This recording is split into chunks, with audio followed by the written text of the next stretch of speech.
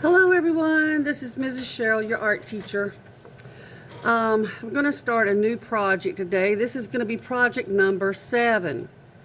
I want to remind you that report cards go out next Wednesday, a week from now.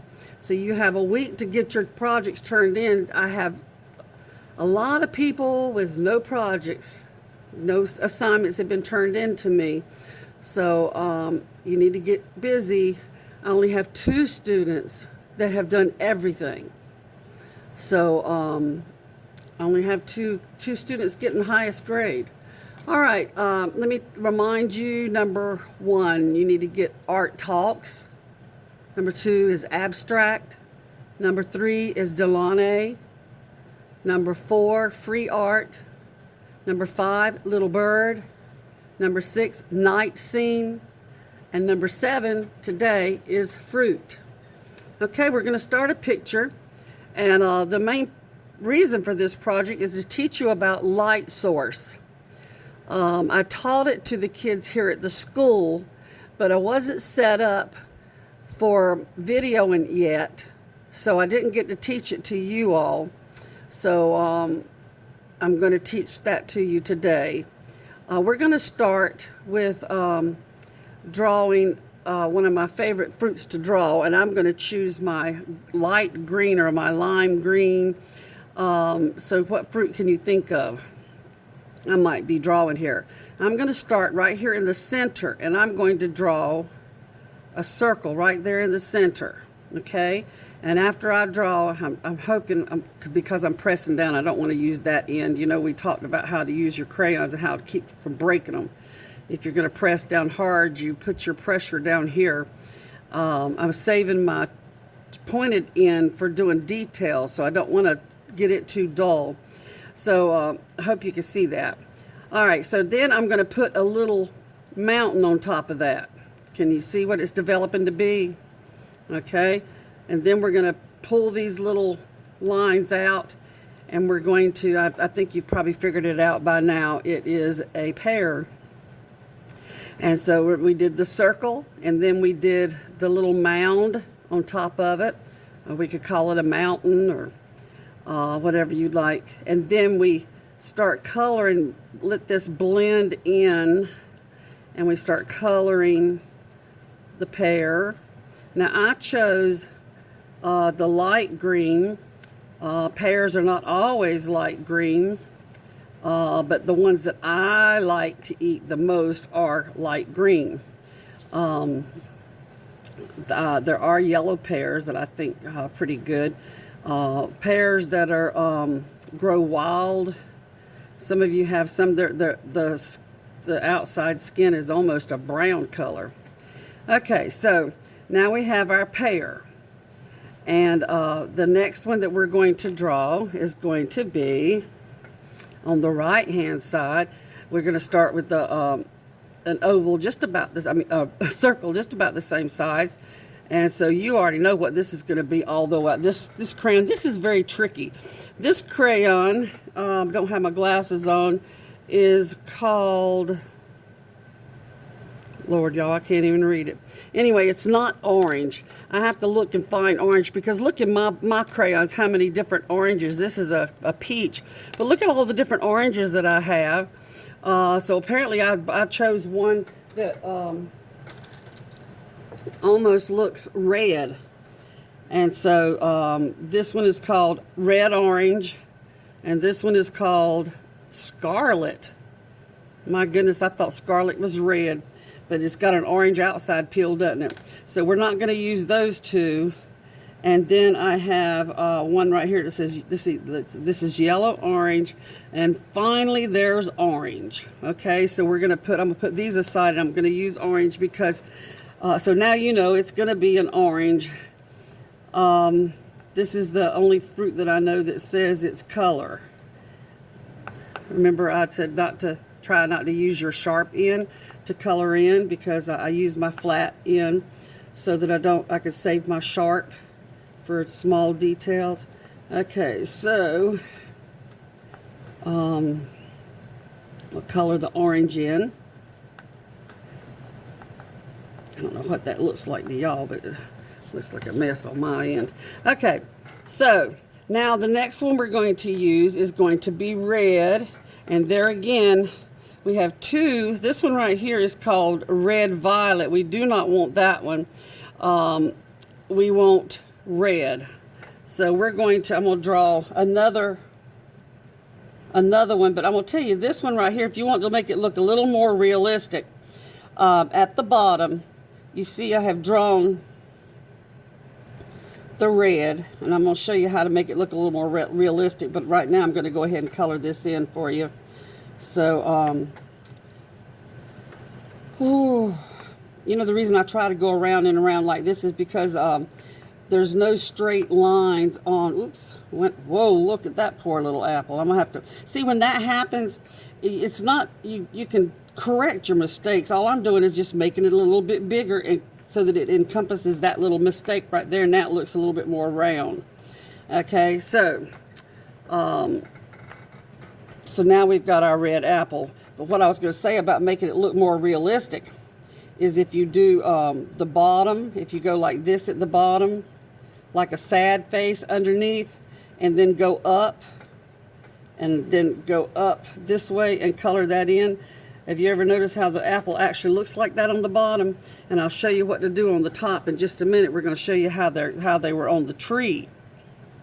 Okay, you see mine are not lined up exactly alike because I brought this down a little bit and they're not lined up, but they don't have to be lined up because sitting on their shelf or the surface that they're sitting on is going to be a little bit further up, and I'll show you how to do that too. But first we're going to learn how to draw the rest of the fruit. I'm going to take my black, or you could take your brown, either one, but I'm going to use my black, and I'm going to draw a line right here. Oh my gosh! Look at how this is how you correct mistakes or erase with with crayons. Okay, let me color back over that again. How you like that? Okay, because I meant to do it on this one. Okay, so I'm going to do like a little smile right there. And on the apple, I'm going to do a little smile. We don't do a smile on the orange. I'll tell you why in just a minute. So we've got a little smile, and we're going to take our brown crayon, and we're going to put the stem coming out. Okay? And then on the apple, we're going to put the stem coming out on the apple too. Because this, when you pull a pear off a tree and you pull the apple off the tree, the stem usually comes with it. But on an orange, the stem doesn't come. The stem stays on the tree, and all you see is a little tiny, I'm going to get some of the wax off with my fingernail so that I could get this had that green. There's just a little green spot right there that you will see, and I'm going to get my darker green so we can see it. There we go. So that you can see that's where it came off the tree. The stem stayed on the tree, and we just have that little place, a little green spot, or sometimes it's a little white, but it's a little spot that shows you where it was attached to the tree. Okay, now I'm going to show you how to do your shading, your shadows, and your light source. When I say light source, that's talking about where the light is coming from. The light could be coming from straight above, or the light could be coming up from the bottom. It could be coming from the right or the left. Well, in this case, we're going to have our light is going to be coming from the left side. That's just a habit for me. I almost always have my light coming from the left side because I've been doing it that way for years. But here's what we're going to do.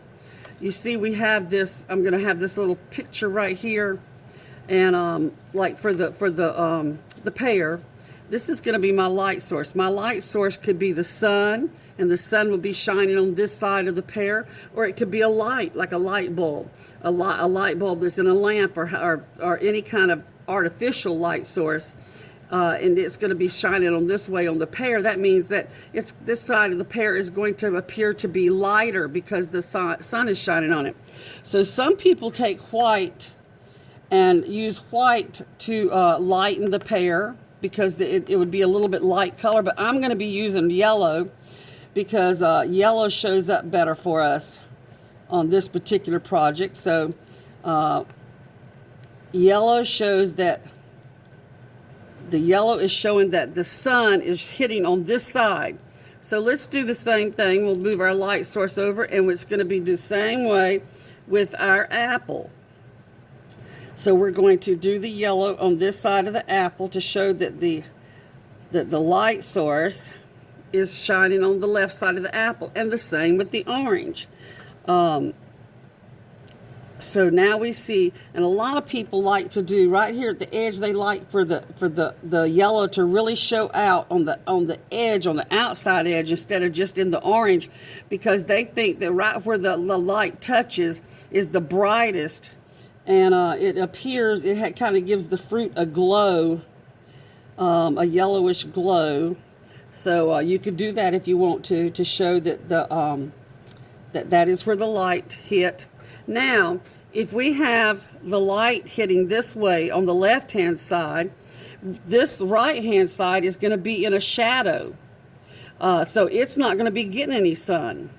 Do you understand that? It is not. If the light is shining over here, then the rest of the apple is keeping the sun from shining on the right side. So people use black or brown to show shadows or shading. So we're going to show that with our black, we're going to show that the sun is not quite, oh, I didn't mean to come out like that, is not quite hitting that side of the apple. And now this gives it a three-dimensional look. Before I did this, it looked like just a flat apple. But when you add these the shading and the shadows, it gives it a three-dimensional look. It makes it look like a round apple. Okay, now we're going to add it on the pear. And I'll show you another little trick that, because some people don't like, and see, I'm colored very, very soft. We don't want it to be really dark, do we? So I'm coloring very, very light. You know, with a lot of things you can smear and make it blend, but crayons is not one of those materials that you can blend really well. But you could take your darker green like this and mix it in there. And see, you can even put some of the darker green right here. And stay with the curve, because it's going to curve around the same way. It's not going to be a straight line on here at all. Okay, then let's see, on the orange, we're going to do the same way on the orange. I'm doing a little bit of black to show the shading, the shadows. And like I said, you can use the dark, let's see what this is, scarlet I don't want to use. I want to use the red orange, which is a little bit darker. And see, we're going to color it just a little bit darker. See how it's kind of making it look like a little shadow? Okay, and so now we have, we're showing our light source. Now, this looks a little more realistic than what you normally do when we had just the red, orange, and green, right? Okay, so now that you've finished your fruit, I'm going to show you how to have your fruit sitting on a table. Your fruit is not going to be sitting on a table just like this. It could, but that means that you would be having to take the picture straight from the table at an angle. But what we're going to do is we're going to put we're going to have an imaginary line right in the middle, and we're going to draw it all the way across. And so I'm starting my table right here, but I'm not going to go through my apple, cut my apple half in two. I'm going to start right here, and I'm going to go on the other side of my apple and continue my table. And then I'm stopping when I hit the pear and go on the other side and do the rest of my table. And I had to stop right here, and I'm going to go on the other side, and there we go. So now it's sitting on a table. And the table we are going to color. I'm going to color mine brown. My kitchen table is brown. What you could do is some of you could do a tablecloth. If you like, you can do your mom's tablecloth. Like it could be... your mom's tablecloth could be a checkerboard pattern, like blue and white checks, or it could have flowers on it. You could decorate the tablecloth if you'd like to. Let me see if I've got a yes, I do, because you know I like to do this. I like to take these broken crayons, and this just makes it easier for me to fill in. It's faster. Look how fast that is. And so now I've got my table filled in. And I could do you could do your wall any color. And I'm looking in my bag of broken crayons, and so I'm finding a blue because I'm going to do my background blue. A lot of artists they like for the background to be light, because that way I'm doing it a pale blue, because that makes my fruit really stand out. I don't want my background to be too dark, because and then another thing that you could do, now watch this. Here's another little trick. You can do shadows. Your light source is coming this way, and you see my hand right there. So can you see a shadow from my finger? I don't know if you can see it. I can see it, but I don't know if you can see it in the video, because the video camera is way up on top here. So you could do this right here. Could be the shadow on where the shadow is shining up on from the apple. It's giving a shadow on the table. See there? So now we have a shadow from the table shining, where the light is shining, and we have a little bit of shadow from the apple is right here on the table. It's putting off a shadow. Okay, so this is your project for today. Your 3 pieces of fruit, and we talked about the light source, and the light source could be the sun, which is real light, but this is artificial light, which means it doesn't come from nature. It's something that man made, and so it could be like a lamp, or anything that uses a light bulb or a flashlight even. So here's your picture, your finished picture. I hope yours looks something like this. Yours doesn't have to be perfect, doesn't have to be exactly like mine. Remember, I stress that over and over. I've been drawing for many years, and you're just at your age, just still in your beginning stage. And so it's sometimes people, the more you draw, the better you get. Naturally, the more you do something, and you do something over and over and over, you get very much better at it. So you guys, some of you draw more than others. If you're one of these people that hardly ever draws, it's going to take you a little bit longer to get better at your art than it would somebody that draws all the time. So that's why I encourage you to continue practicing as much as possible. But I know what level you are in right now. I know what your abilities are, those of you that I've taught in the years past, and I could see a big improvement in a lot of you. It's one of the things I love about my job is I love starting you out in kindergarten and watching you grow in your talent and grow in your artistic ability. So the more you draw, the better you get. But you remember, I stress this all the time, art does not have to be perfect. Many artists do not like perfect art, and I lean towards the imperfect myself.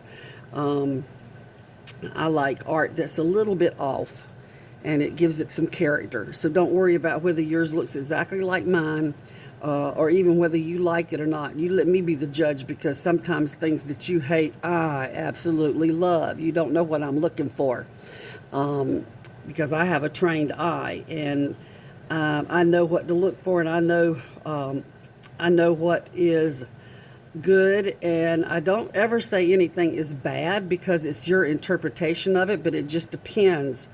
There's a lot of things to consider about your art, and we'll talk more about that later. The more that you're in my art class, the more you learn and the more you understand, and by the time you leave me in 5th grade, I'm trying to cram everything that I can get into you in the 6 years that I have you, so that when you go to the middle school in 6th grade, I want to be really proud of what I taught you. I want the teachers to come back and tell me, Miss Sherrill, I can tell that you taught your students the proper way to do this or that.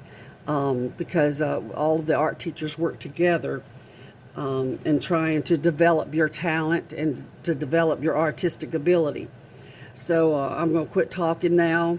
You know, I have a problem with that. I don't want to stop, but I'm going to stop so you guys can go ahead and start yours. Please do remember to send mine, take a photograph, a picture of it, and send it to me. Right now, I'm asking you to send in my email. This will be the last one that you have to send to my email. Because the next 9 weeks I'm switching over to going to be doing everything on Class Dojo. The teachers are all trying to do the same thing so that we won't have you going so many places and getting confused, and we're trying to all do the same thing. So Coach and Mr. Surratt and myself, we've all talked and we decided we would all use Class Dojo, and that'll be easier for you and easier for me, believe it or not. Okay, love you guys. Can't wait to see your great artwork. And I hope you enjoy it. Love y'all. Bye-bye.